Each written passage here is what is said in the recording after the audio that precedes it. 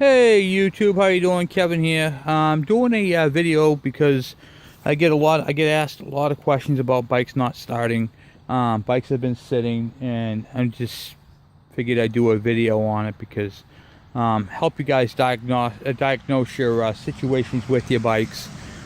This bike right here, looking in front of you, is a perfectly good running bike, but I'm going to use it for a dummy bike today, and I'm going to show you some tools and some tips that will help you diagnose your bike. Now, today's an absolutely beautiful day out. We are in the state of New Hampshire. It is an absolutely gorgeous day.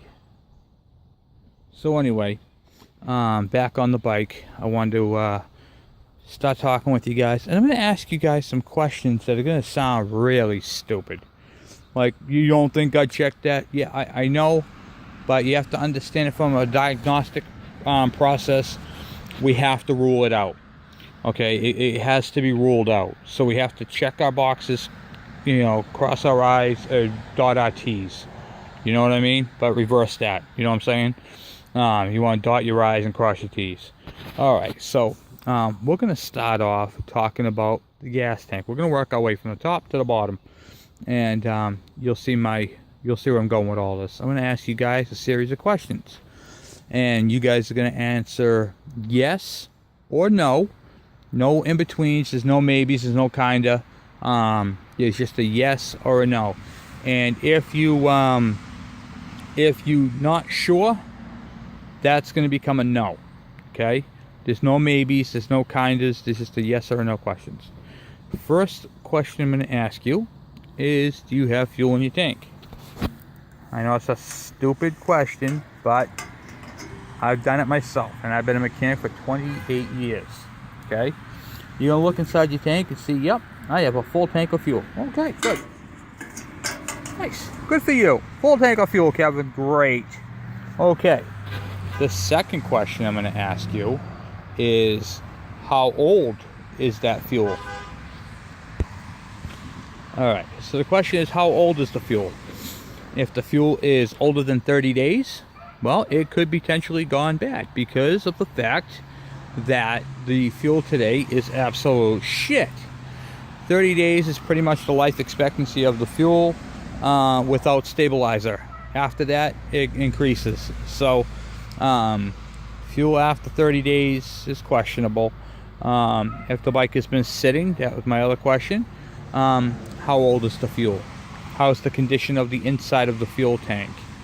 When you put fuel in it, can you get fuel out of it through the petcock? Which brings me to my next stop. Okay, a lot of people don't understand what RES is. That's reserve, and then down bottom is on, and then off. And I get asked this question a lot. How come I can't go to that side of the off? Well, this only has a groove in it for halfway around, and that's where the screw is set. You can loosen up the screw and put it on the other side if you flip it over. So that's why it's designed like that, because it can go either side. You just have to, you know, change it around with that screw. Okay, so we're going to say we have a half a tank of fuel. Boom. Okay, you have your on and then your reserve. Okay, inside the tank. My finger is simulating the two pipes that come off your petcock and go into your tank. Okay, so your long one is your on, your short one is your reserve. Okay, the on one does not have a filter on it. It is just a tube going straight into it, into the tank. The bottom one is a filter. Okay, if there's crap in your tank, it will clog that filter and you will not get anything out of reserve. So if you look in your tank and you say, oh, I'm really low on fuel, but it should run, it could be that filter. And it may not run. You may not get fuel out of your petcock. Okay? But we're going to say you have a full tank of fuel. Now you're under the tank with no filter in it. Aha. I'm going to ask you two questions. Do you have a fuel filter online? If you answer yes, can you see fuel in it? If you answer the word no, you're going to have to take the line off the back, turn the tank to on, and see if you can fuel out of it. If you still don't get fuel out of your petcock, see this right here? That's another fuel filter that's up inside there. I removed mine because I use the inline filter. I don't need it. But I use I take the screen filter that's inside here out. So if your bike, if it's been factory or you haven't touched it, may have a filter in there, and this may be clogged up, not allowing fuel to flow out of your petcock and into your fuel line. Okay, so let's go over this one more time. The tall pipe that's inside your tank now is your on. Your short one is your reserve, which is a filter screen that can clog up. You have a filter right here that can clog up, and you have a filter, most of you guys put one in already, an inline filter that can clog up. So what you're going to do is you're going to disconnect your line from here and see if you have fuel flow coming out. You're going to check and see how old your fuel is and if it's any good or not. So those are that's where your starting point is going to be. Okay, now we're down to here. Okay, notice how we're at the fuel filter? If you have fuel coming out of here, we're going to move on to the next thing. Spark. Okay, so there's many ways to check a spark plug. I already loosened this up for checking. Okay, we're going to inspect the plug. My plug is burning good. See how it looks? It looks normal. I'm going to show you guys real quick what plugs look like. Okay. In your manual, you have a chart. Okay.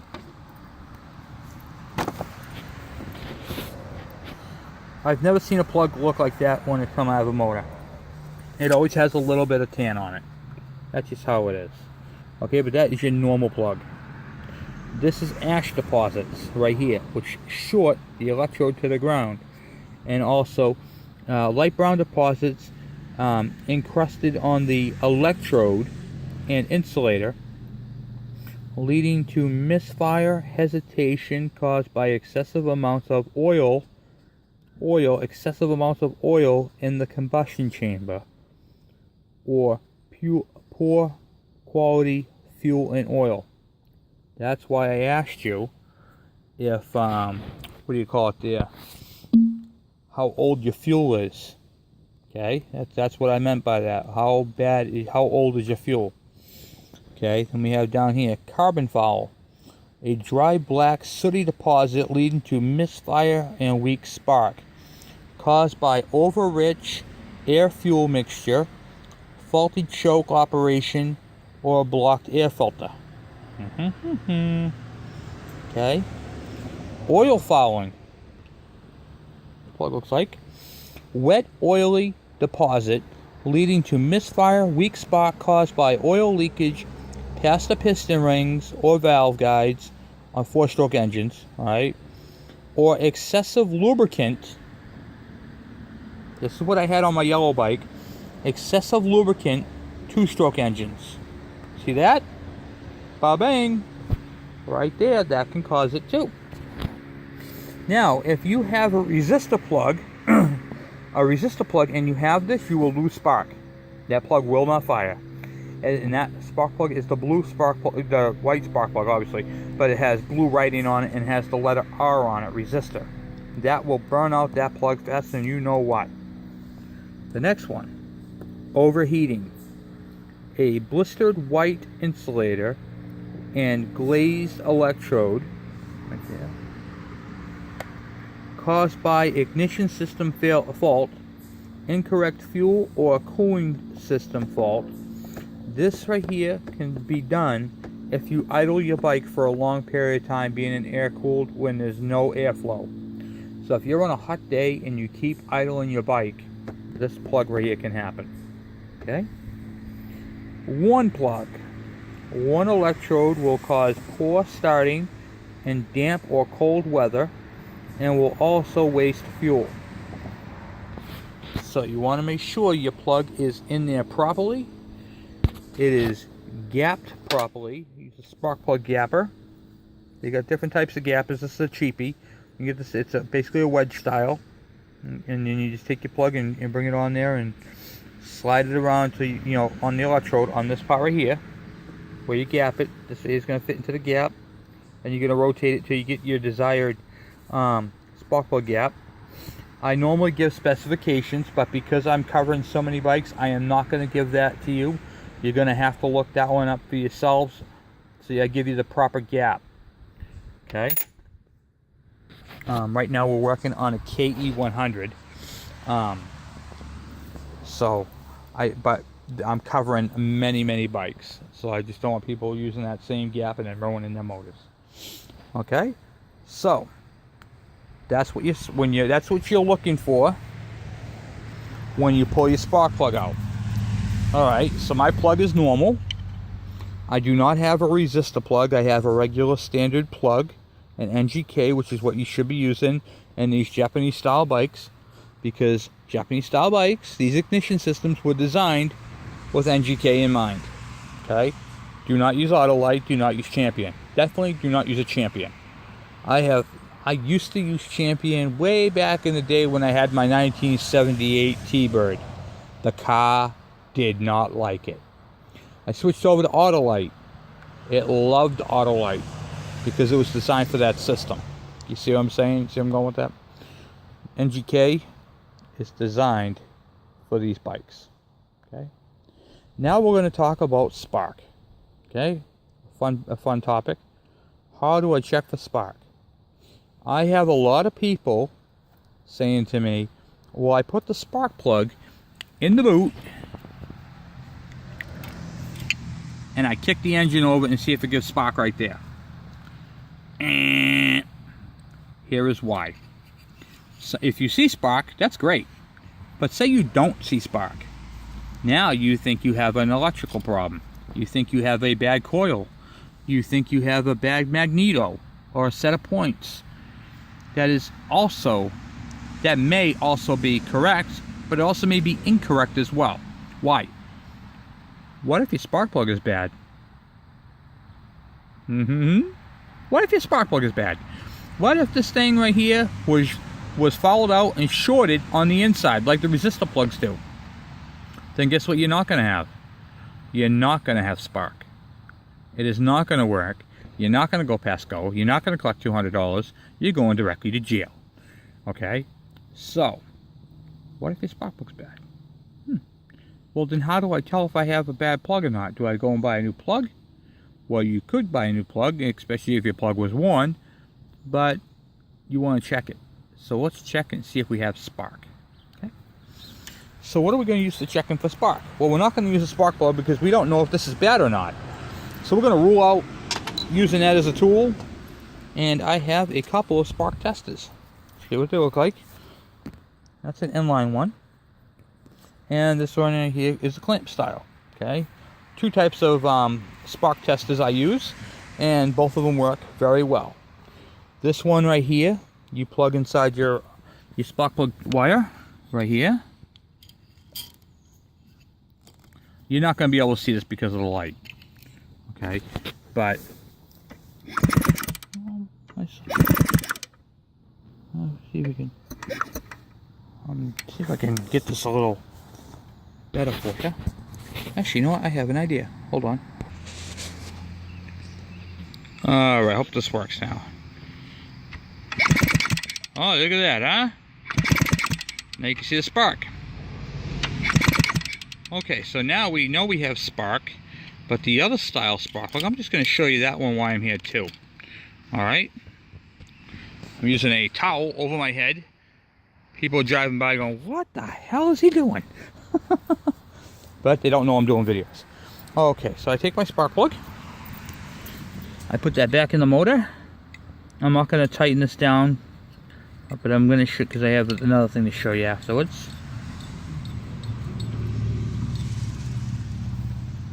This tester right here fits on top of the spark plug. Clamps onto it.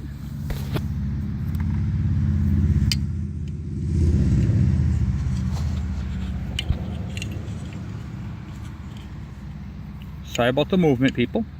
I'm trying to hook this into it. Okay. And then I'm going to go like this. I'm going to put this over my head. This might be a little harder because it's got compression now.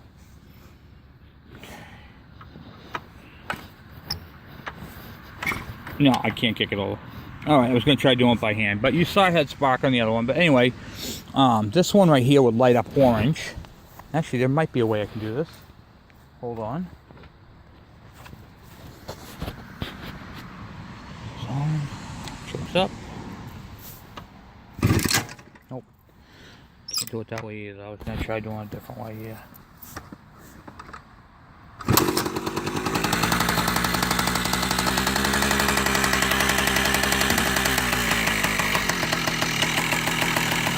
I don't know if you can see that light up orange, but that's the other way you can check it for spark. Okay, so that is how you check the spark. Normally the bike would not have started up like that with a spark tester on it, and I normally don't run it like that, but you can run it that way to show you. I'm doing that for the video. Okay, now we're gonna say we don't have spark. Where do I go from there? Oh shit, I have no spark. Well, depending upon what bike you have. This bike right here has been upgraded to electronic ignition. If it didn't have spark, then I would test the coil, and I would test the pickup coil, which is down. The ignition coil is up top with the CDI is built into it, where the other bikes, like not newer but bigger bikes, have the CDI box. This one's built into the coil and has a single coil, a pickup coil, not like this one, a little wider, that powers it.